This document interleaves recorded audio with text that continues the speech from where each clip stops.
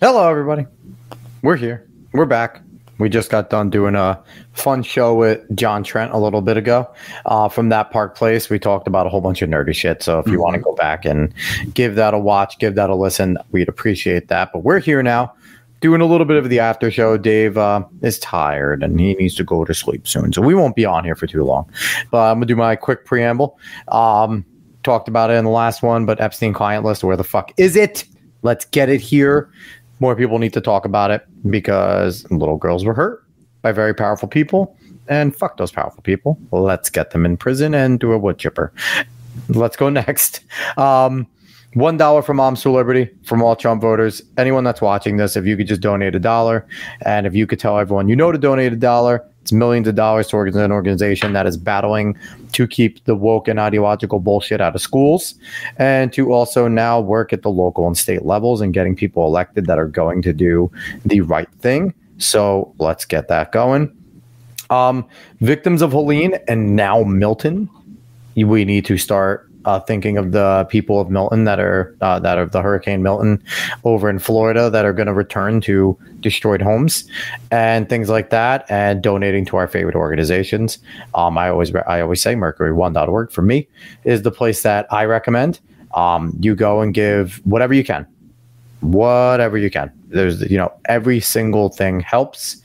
We talked about FEMA last night and how much they fucking suck, so don't rely on FEMA, but give to someone. And lastly, quickly, Alex Jones, always welcome on the show. InfoWars is still chugging along. They're doing what they can. They haven't been fully liquidated yet. There's some appeals processes going there, but if and when that does happen, Alex is always welcome, and we stand with him in his right for free speech here. So, in the sake of time, because Dave is tired, let's get this going. Oh, Nate, you sent us New York City, Virginia on it. Yes, he did send that. You should pull that up. I will in a second. Give me one hot second. I was in the middle of something when Joe stopped singing. If only Hack could make longer songs. Yeah, really. Him making these 3-minute long songs. What type of an artist makes 3-minute long songs? A lot of them, actually. I will say that. Who are you, and why are you speaking to me? I mean, I listen to like 5-7 minute long songs a whole bunch, but sometimes you need a shorter one. Sometimes it's good to just get in, get out. Just do what you got to do. Don't overstay your welcome, and then leave. You're good because you don't have much. You might not have much else to say. You might not have much else to make. So you make a short little ditty, and sometimes those are people's favorite. They wish they about Jack and Diane. Yeah, exactly. American kids doing the best. Dude, that wasn't a short song though. No, I know, but sometimes it's just some people's favorite songs. They're 2-minute, 3-minute songs, and they're like, man, I wish I had more of it. But if you had more of it, you probably wouldn't think it's as good as it was. Nate, I don't see this. Did you send it to you, Dave? I was buying you time. Did he send it to you? He said, I sent you the NYC Vegeta on X. I didn't see it. Maybe he did. I didn't see anything yet either, Nate. If you sent it, I don't have it yet. But when you do, I do want it. I see nothing in my messages. So. I am very intrigued. Nate, if it pops up, then I will definitely pull it up. But hi, everybody. Nice long intro. If you appreciate what you're watching here with us, give us a share, give us a like, give us a follow, give us all that good stuff. Subscribe. We always appreciate all that. If you're listening to this in podcast form later, give us a send to DM. I don't have a DM, Nate. I didn't get one. You're saying you sent to DM. I do not get one. You sent it to the Alex Cuesta show, because if so, then X is just being a bitch. Yeah, X might be a little fucky right now. Being an asshole. But if and when, send it again if you can. Yeah, if you can, send it again. Might not have went through. Yeah, or send it to Dave or whatever. Yeah. But yeah, we appreciate if you give us a rating over on the podcasting areas as well. Wherever you get your podcast, 5-star rating, some comments, things like that. All of that stuff helps. But all right, let's get into the nitty gritty of things. Like I said, we don't have too long here tonight. I know we said that last night. We were here for an hour and a half, but we mean it tonight. Okay, mean it tonight. Damn it. Maybe we don't. Anyway. First thing I do want to show people, though, we have fun things now. Dave, should we show them some of our fun things? Well, let's keep them until they're useful. They're always useful, Dave. No, well, let's keep them until they're actually useful. All right, I guess so. I like keep it just use things when they're proper. You're the international man of homosexuality. Oh, YouTube NYC Vegeta and NYC Vegeta continued. If you could do that, Alex, while I introduce this. Yes, go ahead and bring that up. So the first thing that we're going to go over tonight, and really one of two, but this one can be talked about a whole bunch because it's hilarious. VTubers are upset with Twitch after being told to cover their hips. Now, Twitch is awful. It's been awful for a long time. It's been awful even before they had a deerkin for, I believe, their moderation team. If you don't remember that, look at that shit because that's hilarious. There's another one. If Vegeta and Goku were Nigerian, that's fucking hilarious. And if you were black, if Vegeta was from NYC, I got this. Is this about a month? Yeah, I see this one. Do you want to pull that up real quick? I'm gonna pull it up, but not. Kakarot, yo, Frieza, walling out. You hear it? Yes, I hear it. But I don't think anyone else hears it yet. Okay. Go ahead, Dave. I'll continue with this. Yeah. So Twitch has decided to send out basically an update saying that they're going to be enforcing what VTubers and IRL streamers can wear and on their policy on attire. Now, as we all know, the ethos on Twitch, while they may get a little bit of pressure, most of the time they can do whatever the hell they want. Whatever they want. And they're honestly pretty genius sometimes in finding ways around things. I'll give them that, even though, you should be just purging all ethos, to be quite honest with you. But VTubers are now being targeted in a way that IRL streamers are not. And if they show their hips, then they could be under some kind of rule from Twitch, and they can face a ban. And the weird thing is that these are very confusing rules.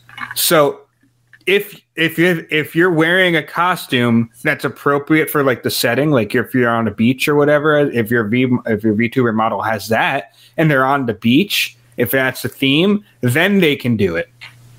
If they're doing some certain things, then that model can show their hips. But like, you can't be like a character from like a Comic Got Kill or Kill la Kill and just. Well, no, you can't just be your VTuber model because as a VTuber, you have someone that makes the model and does the art for the model. Now, what's crazy is why come after VTubers? Like, I understand like if it was like a big group of like based people, but not all VTubers are based. Like, there's a bunch of VTubers that are just run of the mill people that are just there bullshitting. There's some leftist VTubers. Like, it's not like you're looking at a big group of like a bunch of people that are based and super conservative. That's usually who they target. This seems just like a random arrow that's just being fucking shot right now. Yeah, and it's supposed to be for everyone. Like, it's supposed to be like everyone is not allowed to do these things, but you just don't believe Twitch on that aspect, honestly, because they just really don't do much to their IRL just chatting ethos on that. And they don't deserve the goodwill. No. They don't deserve the goodwill at all. No. So this article explains a good amount of that. In fact, I want to read a good bit of these last two paragraphs. In another rather bizarre exception, VTuber models that show off their hips are apparently fine and dandy when used in VR chat, a place that's arguably even raunchier than general VTuber streams. And I have a link to something that shows that, and it's completely true. And it's fucking weird that they're just going to allow it for VR chat. It's insanity, honestly. And it's all very consistent, some claiming deliberately so. It probably is. And what makes matters worse is that these new clarifications have no examples for other VTubers to follow to see if their models are acceptable. And the thing is, with VTubers, and with VTubers, I don't even watch VTubers very much. Like, I only see them when they're guests on shows. I see, I'll see like Kirsha and stuff like that if she's on like side scrollers and things or whatever. Yeah. Like, I don't see many of them. Like, I guess Yellow Flash would be kind of because he has his avatar up there constantly.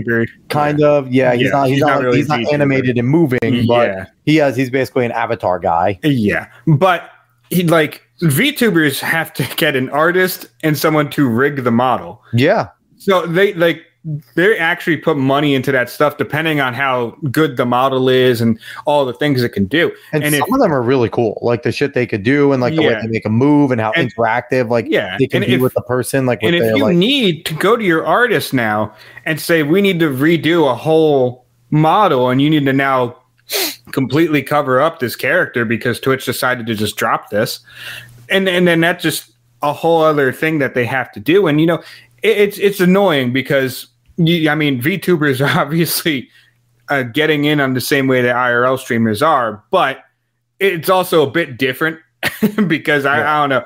There's something about IRL streamers kind of just selling all their dignity compared to VTubers. Obviously, the same simps that are weird should also be purged as the men that they are. The men that they aren't.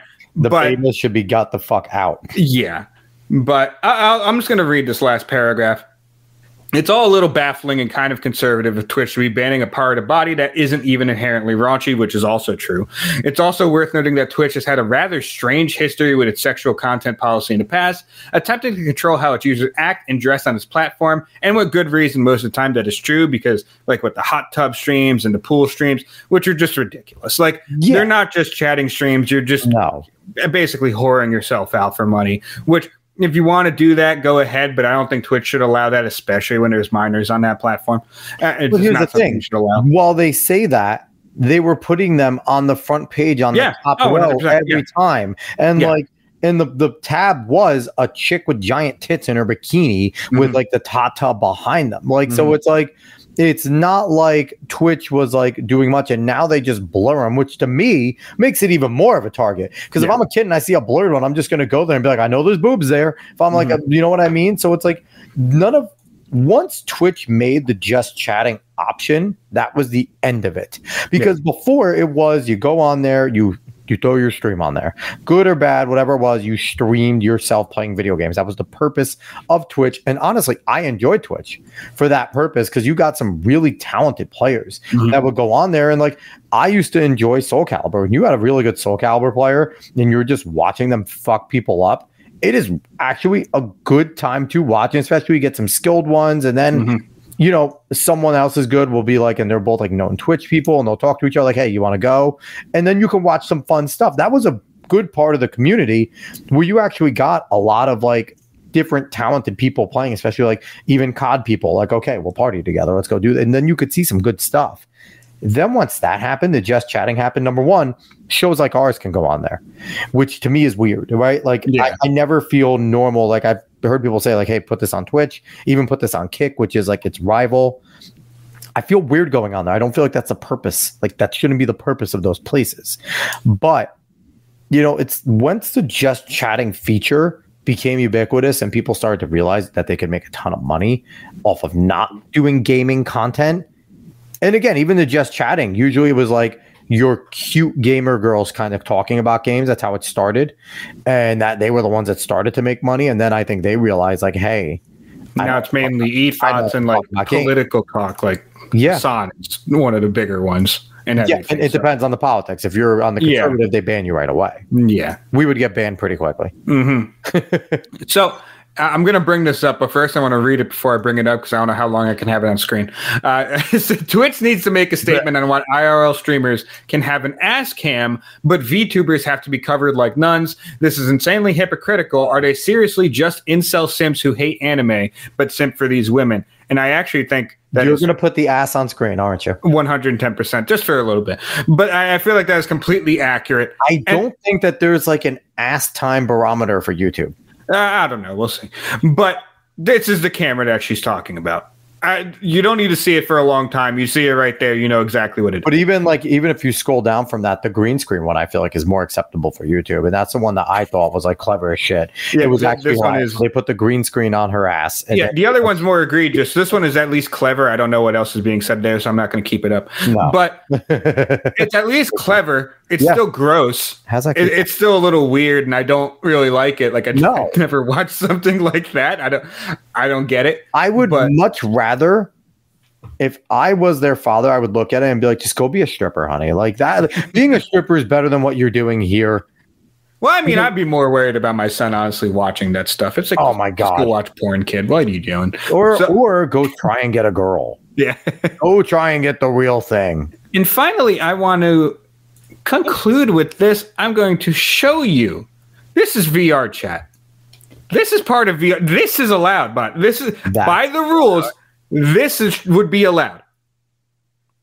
By the rules, this would be allowed because this is VR, like this 80% of VR chat category right here.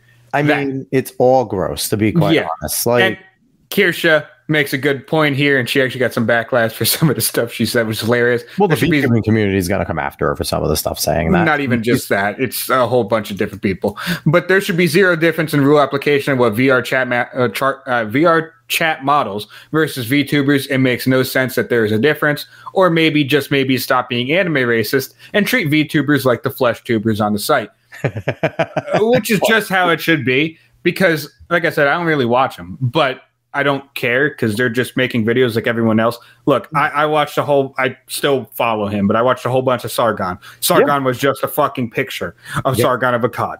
And like, the PNGs that people use is nothing much different from people using 3D models. It's a Gundam. It's a Gundam's awesome, and it's a Gundam. And he's a VTuber, technically. He's a VTuber, yeah. His model moves. Gundam's a VTuber, and Gundam is one of the best and most prolific, YouTubers out there, VTubers out there right now. Doing what is he at? Close to 2 million?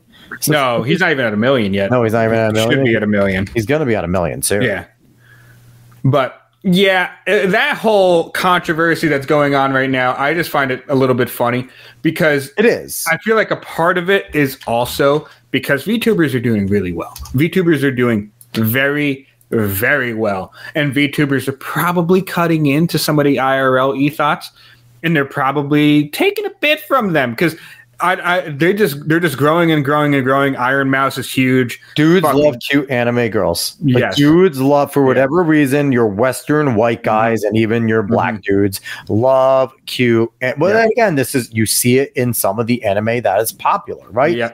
Ecchi is popular for a reason. Harem in anime is popular for a reason. And all of them are drawn in that same exact way, those proportions. Massive boobs, tiny waist, big hips, and that's exactly how they draw it. And then if you get a VTuber that taps into that and she has a cute anime-esque voice, like they look for that. So got like that shit got popular. Whatever the fuck that is. That's actually now just made fun of most of the time, I think. But it came from that. Woo came from the live chick. It was like a no. The reason why Uwu got big.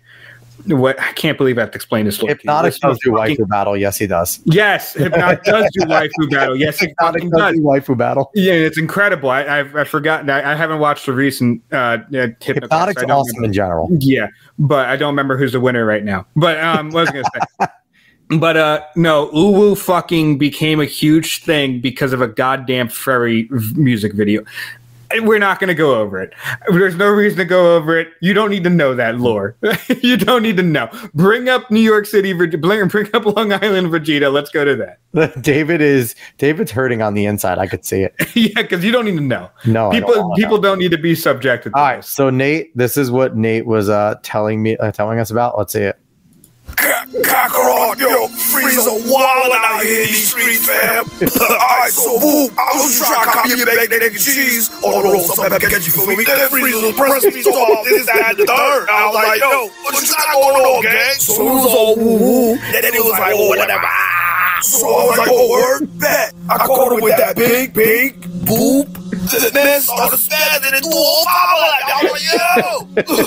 He even had me leaking all over my Timbs. Oh, no. Facts. My Timbs, Kakarot, yo. That's absolutely incredible. So apparently there's also another one that if he was from NYC continued. Yeah. Here we go. I'm Pat Ryan. Get away, Pat Ryan. Awesome. Fuck you, Pat Ryan.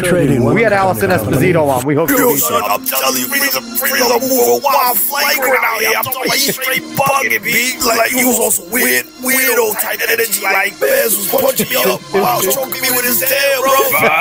Like, what kind of Bez? Where you leak all over your Timbs, son? Yo, word of my mother, I got beat up tight. Yo, bro. You gotta run that fake Kakarot. You gotta avenge my brothers. Then you gotta find some Dragon Balls and bring me back. Then you gotta wish me back a new pair of Timbs. Like, I need them joints fresh out the box, you feel me? I'm talking about the classic beef and broccoli joints. I need them clean. You know what I mean? You know what I'm saying? So when I pull up on the block, they like, yo, that Gina, I'm like, it's Big Gina, what is you talking about? This is ridiculous.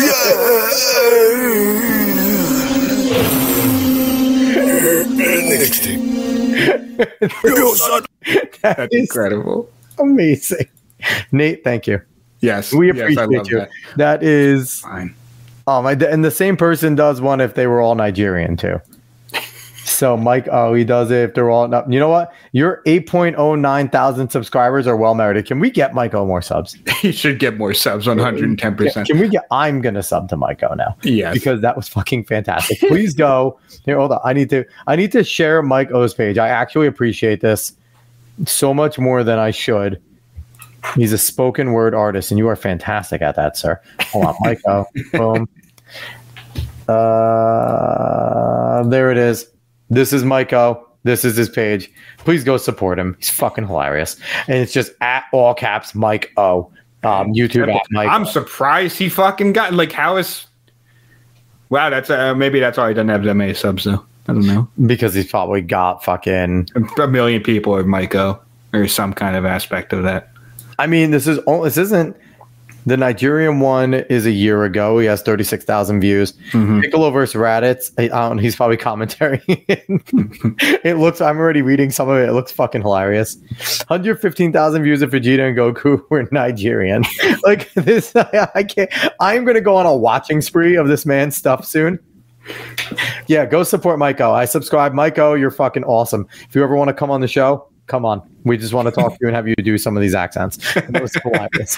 That's great. All right. Thank you, Nate. We appreciate it. That was great. I'm happy it was finally found. I looked up Long Island Vegeta, got fucking nothing on Google. I was like, I don't know where I'm going, honestly. Dave, you suck as a researcher. I got actual search results for vegetables. I'm dead serious. Long Island vegetables. Toriyama lives. Toriyama lives through his puns. Yeah. All right, Dave, let's go on to our second and final subject of the night. Yes, next, you actually wanted to talk about this one, which is funny. Usually I'm the one that wants to talk about this stuff. Yeah. But WWE has been gradually getting better, I think. I think they've been doing better and better and better. They need to because their numbers are not where they need to be in order to sustain the Netflix deal that they are about to have. Yes. So recently, Bad Blood happened. It's a pretty good pay-per-view. I unfortunately, Peacock decided to fuck around, so I couldn't watch the main event. I have to go back and watch it. But it was pretty good. It started off with fucked around, and you have to find out. Yeah, exactly. But the first match between CM Punk and Drew McIntyre is fantastic. It was really, really good. There's a lot of crazy bumps happening in that match. It looked like an old school Hell in the Cell, like Michaels, Undertaker. They beat the hell out of each other. Like Drew McIntyre actually did have to get stitches. I saw. He had staples and things like that. It was awesome. It was so cool. It was so much fun.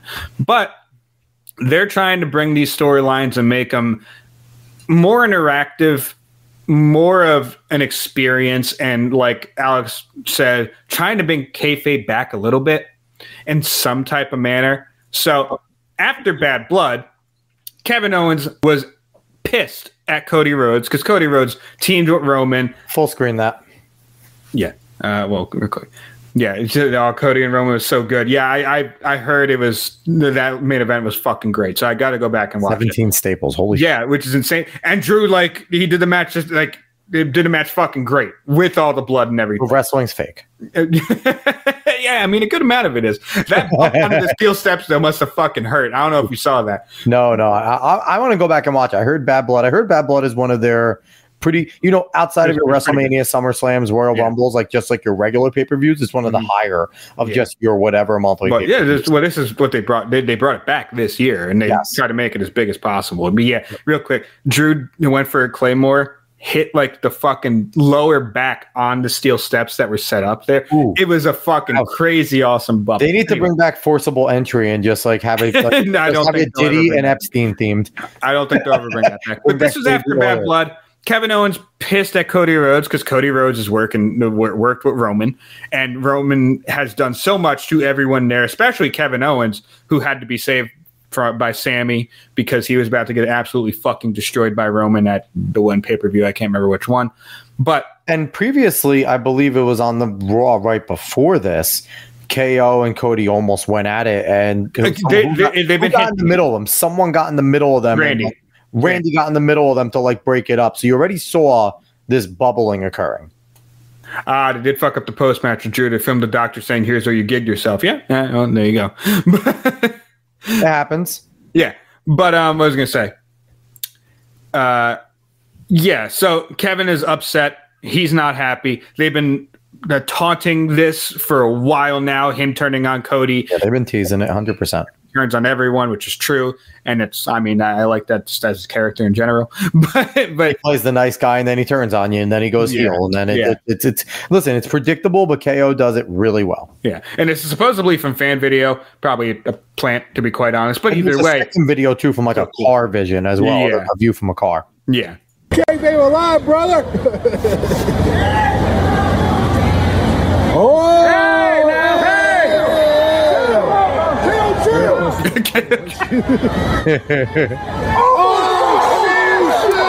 Holy shit! Thing is, like, the fans know they're watching a work, but it's just awesome to get extra content. Oh, fuck!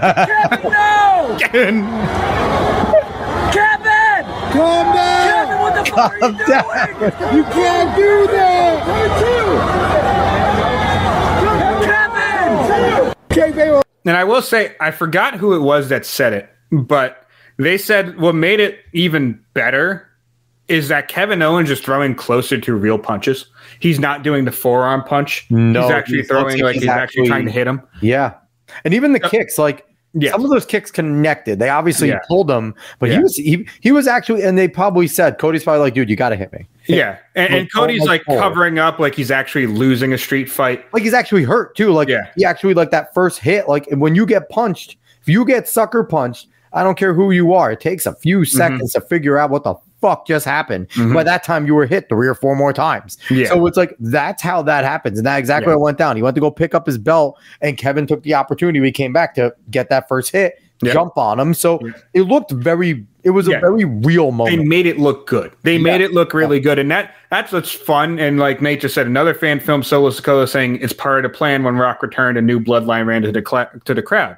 So like everyone's like playing their part almost the whole fucking time, which is really cool. Like that's a lot of fun to watch. And even Triple H said, we're aware of this incident outside arena last night between Cody Rhodes and Kevin Owens. The matter will be dealt with internally. And they've been running with that type of dialogue so far throughout this whole entire time. On Raw, Cody wouldn't talk about it. Wade Barrett tried to bring it up on commentary. Joe Tessitore shut him down, said, we're not talking about this. Like, we can't talk about it. It's an internal thing. So they're trying to make it seem like Kevin really just blew a gasket and no one should be talking about it. This is going to be handled inside the company. We don't want this to be bigger. Like that's good. Like that's fun. That's a fun way to do things. The one thing that I've seen with WWE is under Triple H's direction, and now as they're going to Netflix, the pushing of the envelope is starting to happen more and more and more. Yeah, this is something that you wouldn't have seen during the last era, during this last generation, because it's a little bit more, aggressive. It's a little bit more, a little more no holds barred. Something that it was very buttoned up. It was all about in the ring before. For the last, 6, 7, 8 years, it was all about what happened in the ring, not all the stories outside the ring. We're here, you're getting storyline outside the ring. This is something that has been good. Tessitore has, I've heard some of that. Should be expected because Tessitore is an absolute professional, but it's also not easy always transitioning to wrestling commentary. But he has been good. But it's like they have, they're doing a good job of setting these things up. And it feels like they're doing a good enough job so that when the Netflix transition happens, they can really explode with these things. It's really funny because I know you said that. Maybe I can find a video. But Jey Uso went up against Xavier Woods Xavier is challenging for the Intercontinental. Jey Uso won. And after that, Braun Breaker came out and just fucking killed everyone because he was pissed off that he lost the belt. And even though he shook hands with Jay after last week on Raw, he decided that he was against that.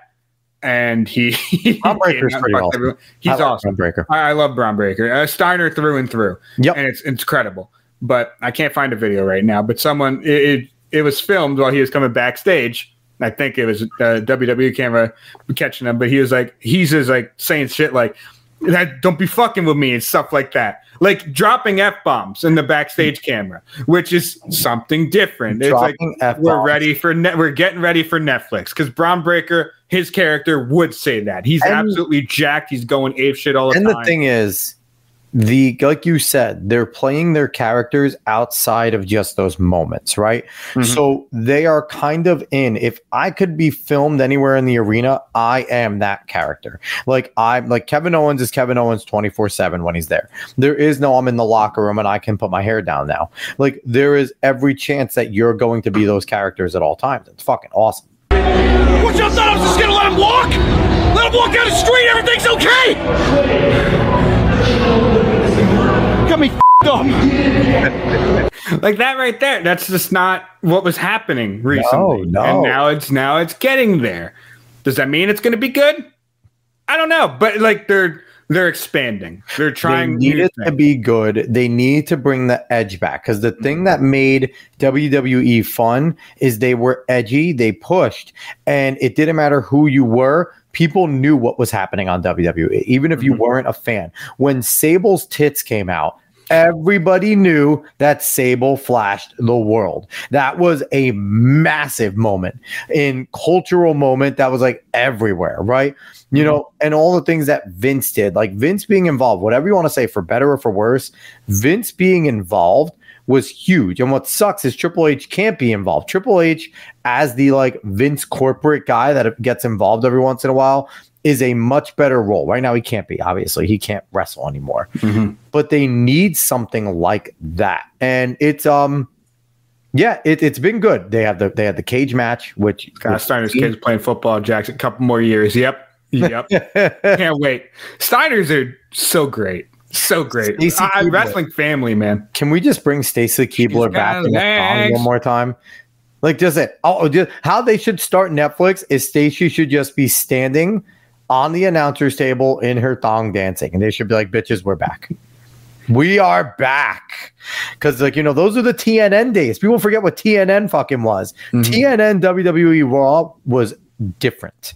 It was just different. And like, if you wanted the PG, even back then, that was SmackDown. SmackDown was not as crazy as Raw, ever. Like, it was, but Raw had some crazy moments. They had crazy moments, but SmackDown Raw was just like crazy, 24/7 crazy. Every episode of Raw was insane. But the other thing is too, Dave, like we talked about, changing important belts on the regular shows. Yep. Like an Intercontinental title was changed, and it's an awesome storyline now. It's carried over into the pay-per-view, which is what they used to do, right? Like, it was never a surprise when someone won a championship the night before, and then on Raw, they lost it.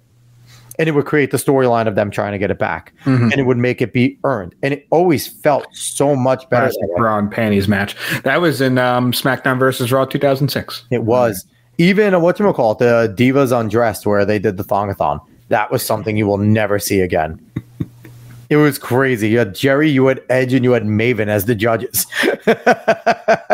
And at that time, Edge was dating VTubers Kayfabe, right? And I can't remember. Yeah, I think it was Edge was dating her, and he got in a lot of trouble because he's just like, I fuck Stacy, he's a girl, he's a man. That's all you do when Stacy Keibler's present, okay? Like, but yeah, it's nice and refreshing to see that they're trying to come back, and I'm hoping that this will push AEW. Because AEW right now needs, because they are very much an in the ring. Unfortunately, the recent numbers have not been great. They have it because they're doing NXT. Tuesday's NXT got like 828,000. Dynamite got like 300 something thousand.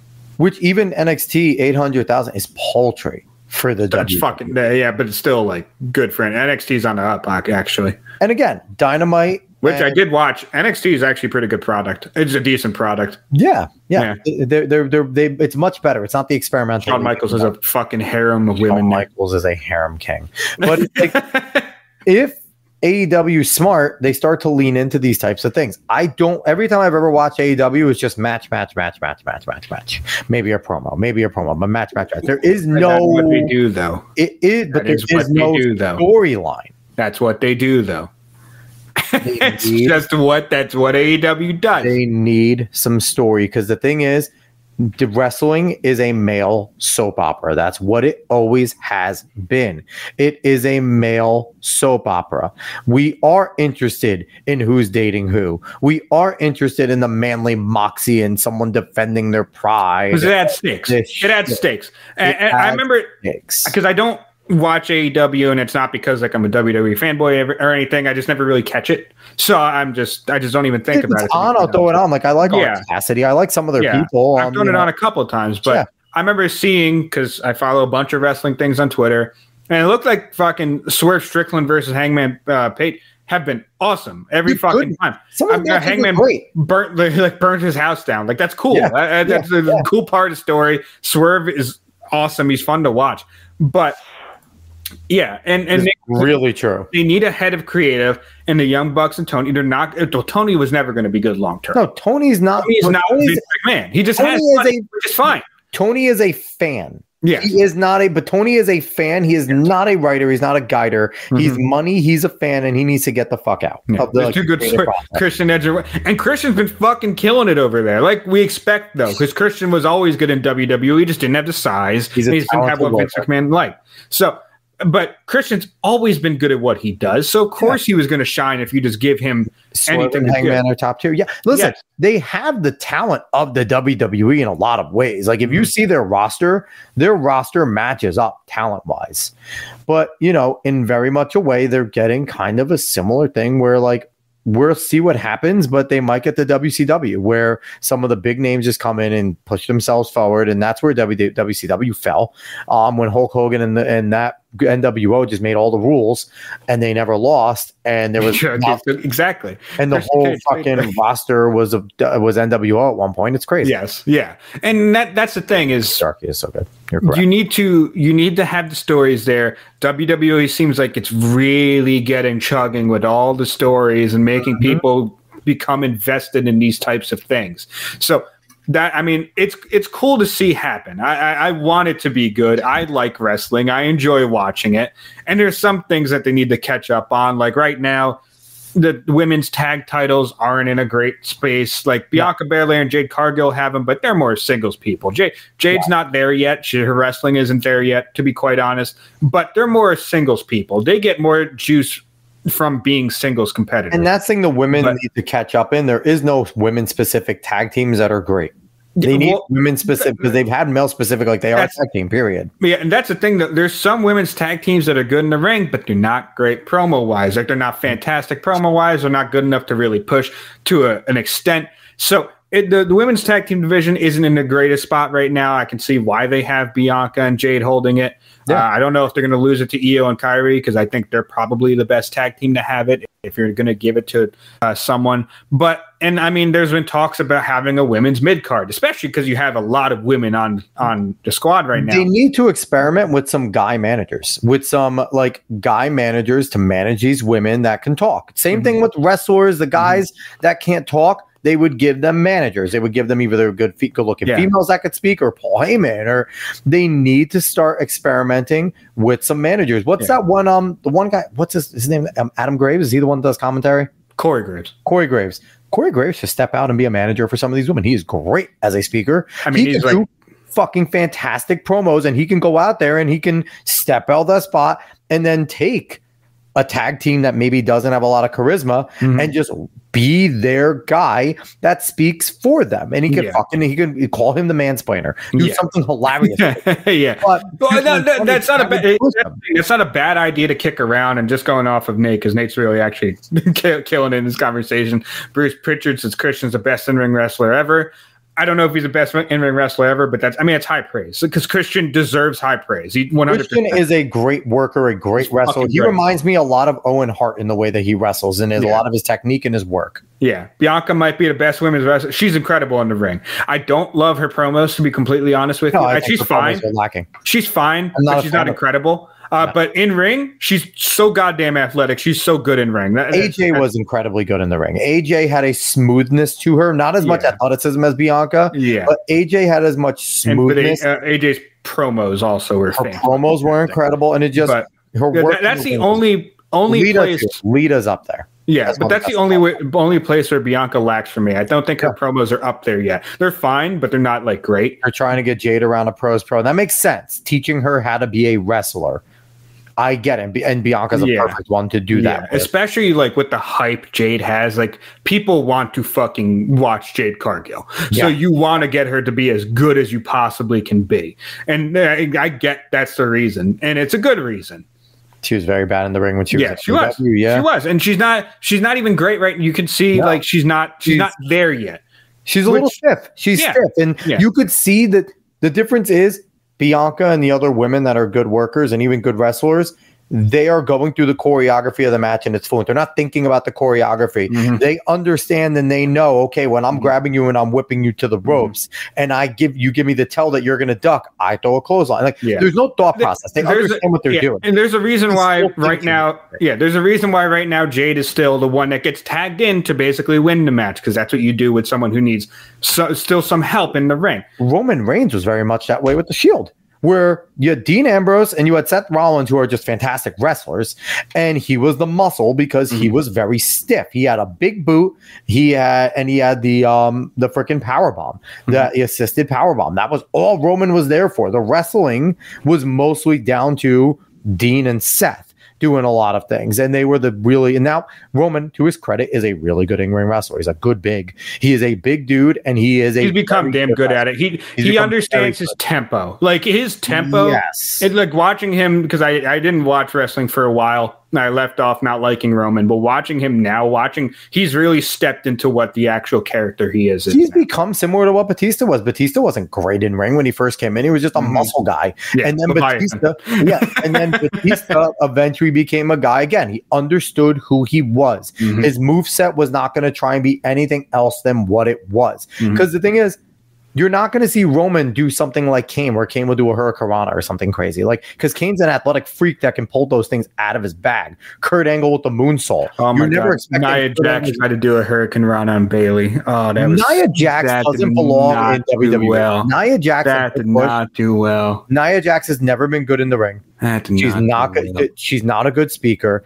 Nia Jax is just big and strong, and they do this every once in a while with men and women. If they're big and strong, they let them hang around. And Nia, what Jax I will say is what they've done better with the bigger characters is they just made them fucking destructive. Like, Nia is just destructive, which it should be. They should just be beating like Bronson Reed coming out and hitting 6 fucking tsunamis on Seth Rollins is awesome.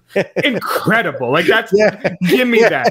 You're gonna give me the match between him and oh my God, Braun Strowman, the last monster standing, and just have them beat the ever-loving hell out of each other. That's fucking cool. I'm 100% in the Big E train. Big meaty men slapping meat. Like, that's that can be it. Dude, he said that. It's hilarious. It's one of my favorite clips of all time. This is all I got to say to you, Dave. Fuck out! You said that about Goldberg.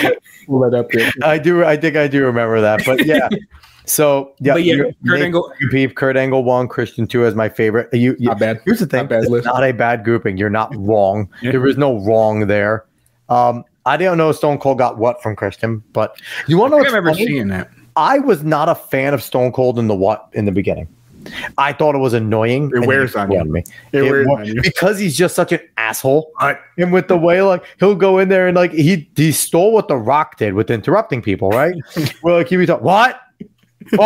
It's just like he just pissed people off. And it is about to be Tiffy time. I can't wait. Tiffany Stratton's fucking great. Yes. She's hilarious. Someone commented stiffy time, son. It was hilarious. Not wrong either. I gotta share it now that I brought it up. Oh my God. I gotta because I love this clip. Nah. Bump that. I want to see 2 big men with big kids. with big chests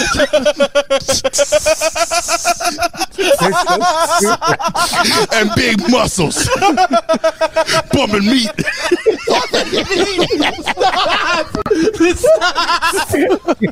That's why I'm here. That's why I watched wrestling as a kid. You want your 5-star matches? You want your 30-minute classics? Not me. Big meaty men slapping meat. That's what I want. I'm cramping up. Y'all want to? That might honestly be the worst part about the New Day eventual split up. I know they're still going to do things, but it's like, even if they didn't start off as good friends, I miss they certainly are. That being with each other every day, do a New Day, made them good friends. And you saw it when they were out together as well. Dude, they came out to New Day sucks. Like, they got incredible. They got go home heat. They didn't get like good heat. They got go home heat. No one wanted them there. And then they embraced it. And fucking Xavier coming out with that horn. It became New Day Rocks, man. That's how you go through the turmoil of wrestling. And the thing is, and whoever, because that had to be frustrating, right? Because you have 3 really talented guys. And they made a stable that probably just off talent alone should have gotten over. Because you knew. I didn't know that, but that's awesome. That's amazing. Because you knew that the matches they put on were going to be good matches. They're good, 3 talented wrestlers, right? And then to come out and this new group, New Day, like it should be fun. And then New Day sucks. And it's like, that had to be frustrating. And I don't know, we'll probably get a documentary at one point of whoever told them to just be like, guys, embrace it. Lean into it. Don't let them put, like, if they see that they're pulling you off, they're going to do it more. Send that same energy back to them and lean into it. And once they started to lean into it, they almost went a little heel for a second because they would get like kind of like kayfabe angry at it. But then they eventually played into it. And fucking you have them coming out dancing to New Day sucks. And that's when everyone was like, oh, this is fucking funny. Like they're hilarious. And they started their personalities came out. And what you see on the podcast is what you got in the promos. Like it was awesome. Like the way that's one of the best turnarounds you're going to see from a group that could have just disbanded quickly. Yeah. It reminded me, and a wrestler who I've had complete newfound respect for, and I fucking love him now, is The Miz, where how he started in wrestling. And, you know, he was never wanted by basically the fans, but by the people in the locker room. Did you hear that he had like a 3-month exile? I think it's like a 3-month exile. 6 months. Until he finally went up against The Undertaker. And then after the match, he apologized and he asked him to come back in. Yeah. And then The Undertaker said, yeah, you can come back in the locker room. But like everything that he went through to push him in, saying he came in as an asshole. He came in with a big mouth and a big everything. Well, he came in. He was the reality star kid, but he wanted to prove himself. Like he actually came in wanting to be a wrestler. He wanted to prove himself, but he came in as the reality star kid. You know, and he came in as this big shot. Everyone looked at him as this big shot. Vince put him on the fucking mic as a host. Like almost as if he's never going to be a wrestler. And he found a way to turn that shit into being a Hall of Famer. Like, that's fucking incredible to me. Felt the same about 3-man band in a smaller sense. The jobbers. They were just the jobbers. But they were fun. They were the new job squad. They really were the new job squad. Yeah. And they embraced it. They knew they were jobbers. And then you got rewarded with fucking, what was it? Zack Ryder? No. It was Heath, Jinder, and Drew and 3-man band. Heath, Jinder, and Drew. You're right. Yeah. Yes. And listen, they all eventually got pushes. Obviously, Drew. Yes. Drew came back fucking huge. Drew came back huge. Jinder got on steroids and got his push. Yeah. Jinder's on steroids. And Heath had some pops. They gave him some moments. I think he got a mid-level belt at one point. I can't remember, but he definitely did get a bit of a. I think he had like a gimmick about being a dad. I can't remember off the top of my head right now, but he was always fun. But they were good. They knew where their role is. And here's the thing: as they embraced it, they were not getting jobbed as much. They would lose, but they'd put up fights. They would put up good matches, and they showed their talent in the ring, and they did. And now, obviously, Drew is on fucking Bad Blood. I got kids. Thank you. Heath Slater. Exactly. I was gonna say. I remember that kind of gimmick off of him. So stupid. Oh man, but yeah, it's good. I'm hoping that WWE can turn things around and that they're setting up to make Netflix epic. And if they do that, again, a lot hinges on this because they have lately been losing deals because they've been promising things that they cannot do. They're a far cry away from Attitude and Ruthless Aggression when they were having millions and millions of viewers on just Raw, and their pay-per-views were must-see. Like, they are a far cry from that. And it's sad because there's a lot of talent there. But men want soap opera stories. We don't want to watch soap operas with our girls. We want to watch soap operas at 9 o'clock at night to 11 or whatever it is, and watch them there with a bunch of meat slapping meat. That's what we want, baby. Some big men, big chested men, big meaty men slapping meat. Big meaty men slapping meat.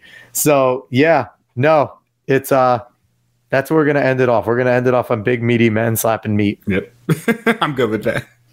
But everyone, thanks for watching. Again, Dave, we did it. We're under an hour. You're welcome. Yes, they did. They literally just brought in Motor City Machine Guns and Lucha Bros. And it should be a lot of fun to tag division. I don't know if they're going to start them off on NXT first for a little bit, just to get them acclimated to WWE again. Yeah. But yeah, we'll see. Either way, tag team's going to be a lot of fun. Yeah, tag teams. WWE is better when all the belts matter. Mm-hmm. You know, they don't. Not everything has to be great, but they all need to feel like they're important. Mm-hmm. There was a time where the hardcore belt actually felt important, right? Because you had some good names. You had Mankind, you had Hardcore Holly, you had Al Snow, you had some names. Even Steve Blackburn just kendo sticking the fuck out of everybody. Yeah. Like, it mattered, and that's the thing. WWE is better when all belts feel like they matter. But okay, we're gonna get out of here now. Dave needs to go get nights, and I have to go do that as well, probably. So we appreciate everyone for watching. As always, we'll be back tomorrow. Again, if you missed the show earlier with John Trent from That Park Place, go back and watch that because it was a great show, especially if you're a nerd like we are. Go visit thatparkplace.com. It is really good. They are fighting the good fight against wokeism and bullshit. And it is something that if you appreciate what we do here, if you're a fan of like G&G, Neurotic, Side Scrollers, all that, That Park Place is a place to go because they are giving their news, and I would not doubt if some of the news that these individuals are getting from maybe is hitting from That Park Place too. So go support John there. He's awesome. And support us at the Alex Cuesta Show everywhere. Like, share, follow, subscribe, give us 5 stars if you're on Spotify in the podcasting area. And we'll be back. See you guys tomorrow, more than likely. Bye.